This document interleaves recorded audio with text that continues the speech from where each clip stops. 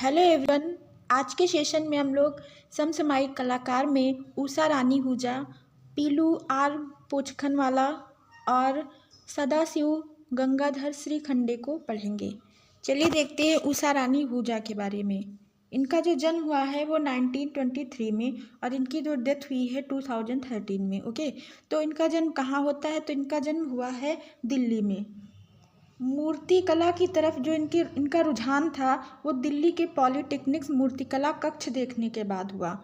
ठीक है, उषा रानी हुजा एक प्रसिद्ध मूर्तिकार हैं। ठीक है, तो ये मूर्तिकला की शिक्षा 1949 से 1954 ईस्वी में रीजेंट स्ट्रीट पॉलिटेक्निक्स लंदन से प्राप्त की। कहाँ से प्राप्त की? रीजेंट, यहाँ पे रीजेंट होगा, रीजेंट स्ट्रीट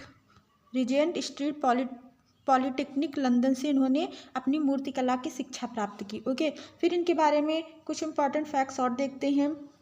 उषा रानी हुजा का शिल्प माध्यम कांस्य। इनका जो शिल्प माध्यम, कलाकारों का शिल्प माध्यम या चित्रकारी माध्यम पूछा जाता है तो इस उषा रानी का शिल्प माध्यम का क्या था? वो लोहा, कांस्य था, लोहा था, फाइबर ग्लास, कंक्रीट, पत्थर, प्लास्टर ऑफ पेरिस और स्क्रैप मेटल भी रहा है। ठीक है, उषा रानी हुजा की मूर्ति शिल्प पर किसका प्रभाव है? हेनरी मूर, जो यूरोपियन कलाकार हैं, हेनरी मूर का इन पर प्रभाव है। उषा रानी के रिलीफ शिल्पों में अलंकरणात्मक तथा विषय व अवधारणा भारती है। इनके जो रिलीफ शिल्पों में अलंकरणात्मक और जो विषय है वो पूरी तरह से भारतीय है। उषा रानी जो हुजा हैं ये यथार्थवादी शास्त्रीय शैली के मूर्ति शिल्पों का निर्माण की। ये किस कलावाद से संबंधित है? तो ये यथार्थवादी शैली से संबंधित हैं। ठीक है, फिर देखते हैं इनको पुरस्कार व सम्मान कब मिला? तो 1990 ईस्वी में इन्हें राज्य ललित कला अकादमी का फेलोशिप सम्मान मिला और 1982 में राजस्थान त्रि सम्मान मिला इनको और 1985 ईस्वी में इन्हें मेवाड़ फाउंडेशन सज्जन सिंह पुरस्कार मिला और 1988 ईस्वी में इन्हें वेस्टर्न आर्टिस्ट आईफैक्स अवार्ड मिला। ठीक है, फिर अब इनके मूर्ति शिल्प देखते हैं। तो उषा रानी हुजा 1955 से 2013 तक लगभग 55 मूर्ति शिल्पों का निर्माण किए हैं।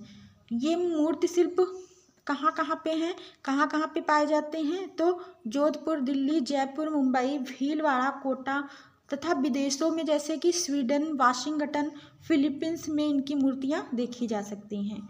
उषा रानी का प्रमुख मूर्ति शिल्प कौन सा है? तो इनको याद रखेंगे पुलिस मेमोरियल, जो जयपुर। ठीक है, ये कहाँ पे है पुलिस मेमोरियल इनकी मूर्ति?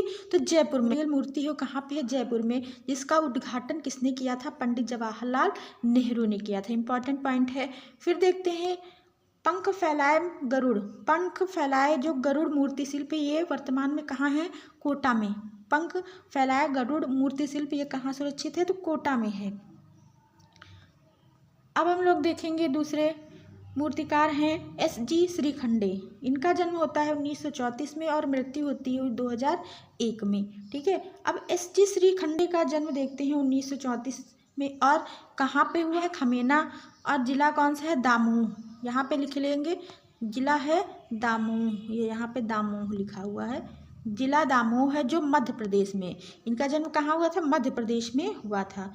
मध्य प्रदेश के जिला दामोह और ग्राम खमेना में इनका जन्म होता है। और एस.जी.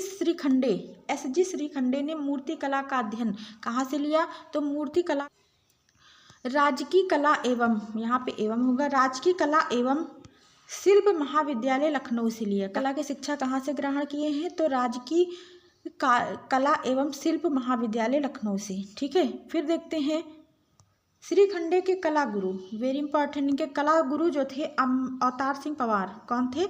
इनके जो कला गुरु थे अवतार सिंह पवार थे। ओके, नेक्स्ट पॉइंट देखते हैं इनके बारे में। इनका पूरा नाम, कलाकारों का पिछले वीडियो में बता चुके हैं कि पूरा नाम भी पूछा जाता है। तो इनका पूरा नाम था सदाशिव गंगाधर श्रीखंडे। ठीक है, इनका पूरा नाम क्या है? सदाशिव गंगाधर श्रीखंडे इनका पूरा नाम है। और श्रीखंडे जो है पश्चिमी मूर्तिकार हेनरी मूर से ये भी प्रभावित थे। किससे थे? हेनरी मूर से ये प्रभावित थे। अब इनको सम्मान और पुरस्कार देखते हैं कब मिला है। तो पहला देखते हैं 1992 में आईफैक्स द्वारा कला विभूषण सम्मान मिलता है इनको। फिर राष्ट्रीय कला अकादमी के द्वारा 1984 ईस्वी में इन्हें राष्ट्रीय पुरस्कार, कौन सा पुरस्कार, राष्ट्रीय पुरस्कार मिलता है। फिर अगला पॉइंट देखते हैं, फिर साइलेंस मूर्ति, इनकी जो मूर्ति है साइलेंस, ये मूर्ति है इनकी, साइलेंस मूर्ति शिल्प के लिए इन्हें उत्तर प्रदेश राज्य ललित कला अकादमी द्वारा 1964 में रजत पदक से इनको सम्मानित किया जाता है। किस मूर्ति के लिए, साइलेंस मूर्ति के लिए, याद रखेंगे। फिर है इनकी जो प्रमुख मूर्ति है नौकृति मूर्ति किसकी है, तो एसजी श्रीखंडे की है। तो इनकी जो नौकृति मूर्ति है जो संगमरमर से 1983 में इन्होंने बनाई थी, तो इनको क्या उसके लिए इनको राष्ट्रीय पुरस्कार मिलता है, उसके लिए इनको राष्ट्रीय पुरस्कार मिलता है। अब इनकी मूर्तियां देख लेते हैं कौन कौन सी इनकी मूर्तियां हैं।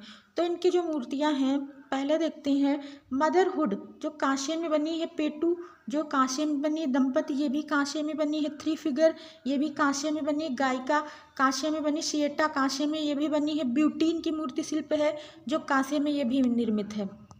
ये प्रतीक्षा है ये भी कांसे में बनी, वाराणसी ये भी कांसे में बनी है, बनारस के घाट याद रखेंगे, वाराणसी जो मूर्ति बनाई है तो किसने बनाई है, एसजी श्रीखंडे ने। बनारस के घाट मूर्ति याद रखेंगे, मूर्ति चित्र में याद रखेंगे तो मूर्ति किसने बनाई है, तो कांसा से इन्होंने बनाई है, किसने बनाई है, एसजी श्रीखंडे ने।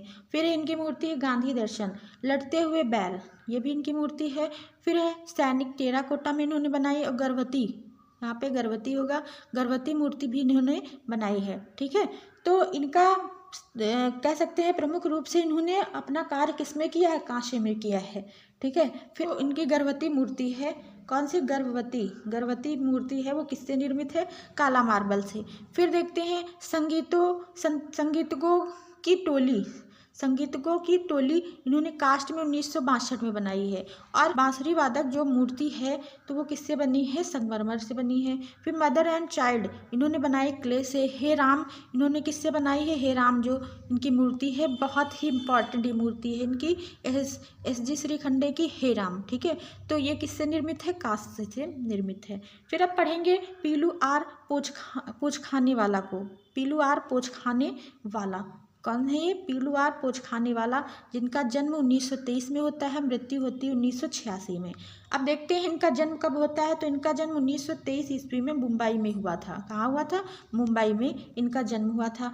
और ये प्रसिद्ध हैं किस रूप में है, मूर्तिकार के रूप में। तो ये अपनी आरंभिक शिक्षा किससे लेते हैं, श्री NG पंसारे से लेते हैं। फिर देखते हैं इनके बारे में पॉइंट, पोचखाने वाला जो है वो स्नातक उपाधि वाणिज्य विषय से प्राप्त किए थे।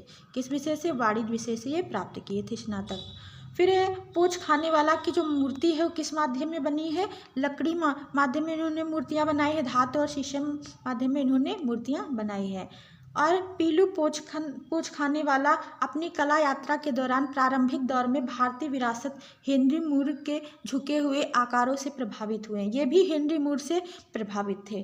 पोचखाने वाला अपने शिल्पों में अमूर्त अभिव्यंजनावादी तथा घुमावदार गति शिल्पों से प्राप्त करने के लिए मोम एवं प्लास्टर का प्रयोग किया है। ठीक है, अब पोचखाने वाला का प्रिय माध्यम क्या था, तो प्रिय माध्यम इनका कास्ट था और एल्युमिनियम था। ठीक है, तो एल्युमिनियम इनका प्रसिद्ध माध्यम कह सकते हैं, एल्युमिनियम था। ठीक है, कास्ट और एल्युमिनियम था, याद रखेंगे। जैसे फ्लाइट है, इनकी जो मूर्ति है तो फ्लाइट है, तो फ्लाइट इन्होंने एल्युमिनियम में ही बनाई है। फिर इनकी जो दूसरी मूर्ति है स्पार्क, फिर है टाइम कोरोडस, फिर है इनकी मूर्ति एक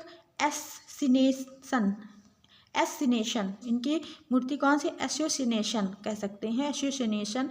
और अगली मूर्ति इनकी कौन सी है, टीमिंग इनकी प्रसिद्ध मूर्ति है, टीमिंग विलियंस ये पूरा नाम है, टीमिंग विलियंस इनकी प्रसिद्ध मूर्ति है। ठीक है, तो फ्लाइट इनकी जो है बहुत ही इंपॉर्टेंट मूर्ति है, किस माध्यम में निर्मित है, तो एल्युमिनियम माध्यम में निर्मित है। तो अगर आपको वीडियो अच्छा लगे लाइक कमेंट जरूर करिएगा। थैंक्स फॉर वॉचिंग, मिलते हैं नेक्स्ट वीडियो में, बाय बाय।